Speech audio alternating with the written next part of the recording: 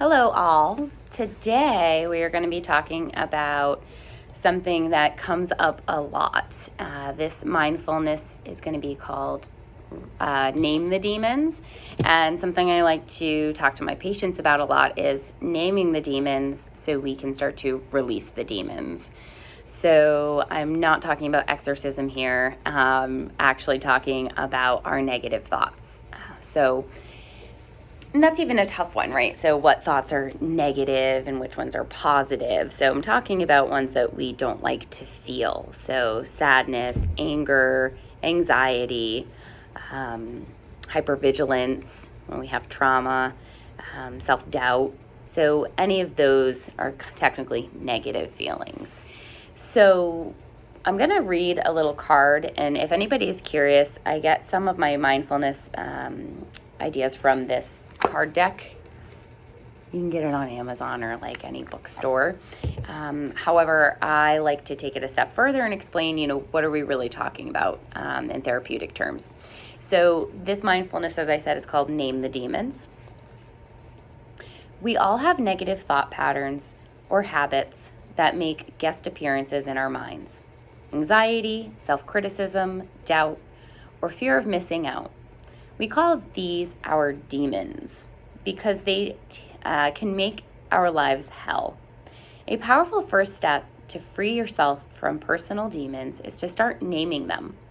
Calling them by their names whenever they appear means you create a little bit of a distance between you and them, and that can help you to avoid getting entangled in an unproductive thought spiral.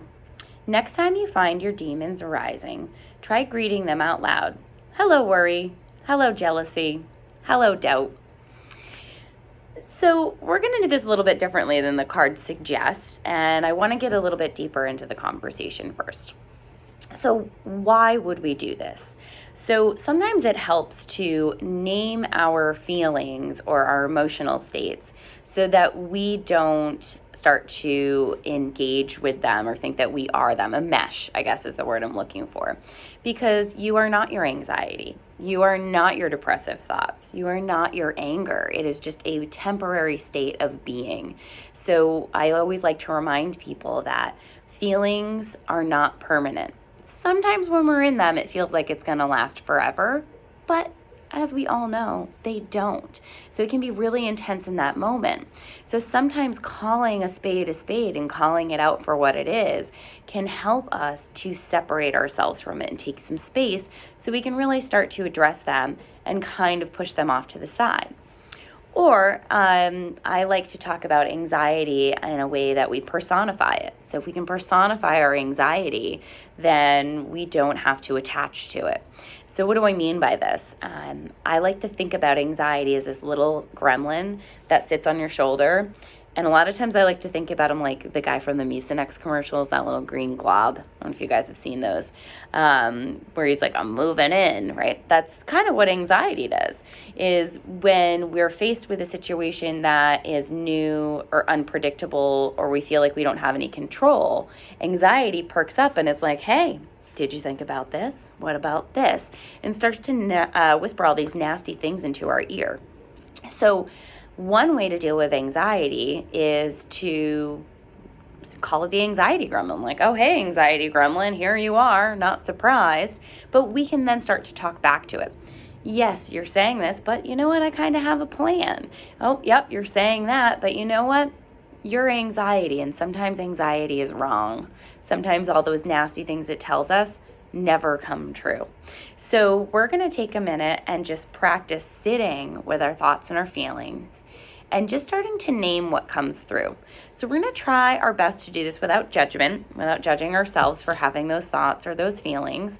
And we're just going to see what comes up. And I will do a little bit of guidance, but this one is going to require you to sit still a little bit more. You can do this right where you are right now. You don't have to move around a lot. But what I mean by sit with it is we're going to have to sit with our thoughts. So remembering to be gentle to yourself through this process.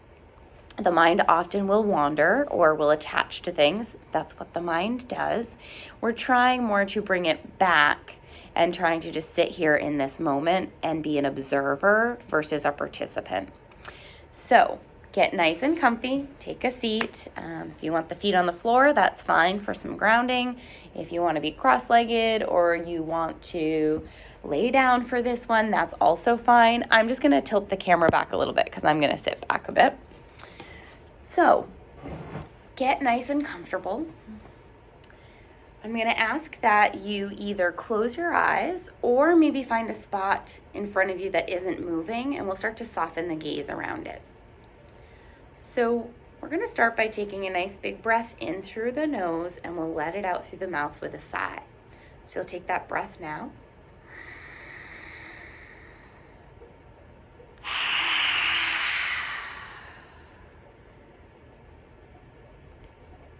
Settling into your body. Settle into your breath pattern.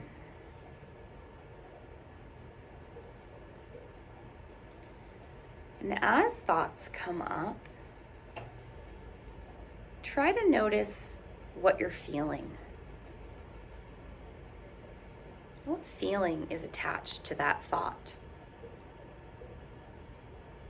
Start to name the feeling. Even if it's not necessarily a demon, just start to name what's coming up for you.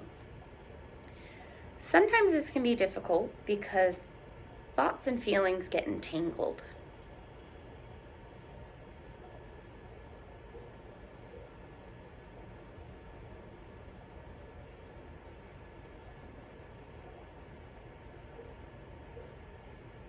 If you feel yourself getting sucked into a thought or a feeling, try not to attach to it.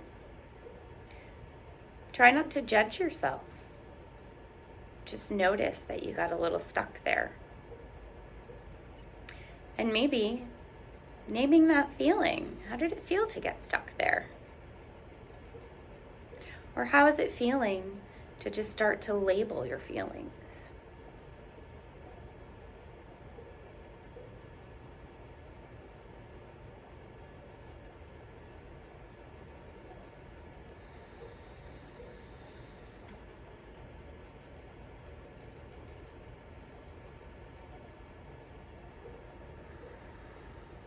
If your mind starts to wander, try to bring it back to where you are right now.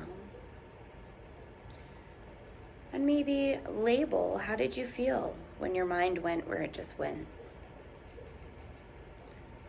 How do you feel now, noticing that you wandered off?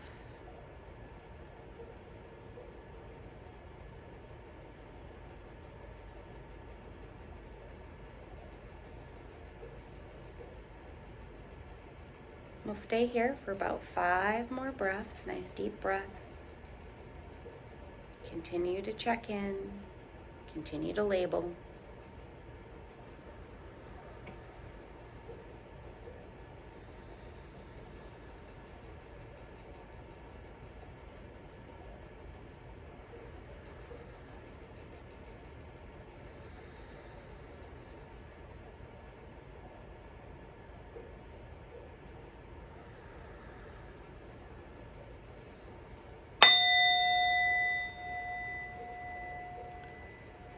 As you're ready, there's no rush.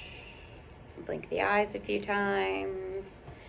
Wiggle anything that needs to be wiggled. And we'll start to come back.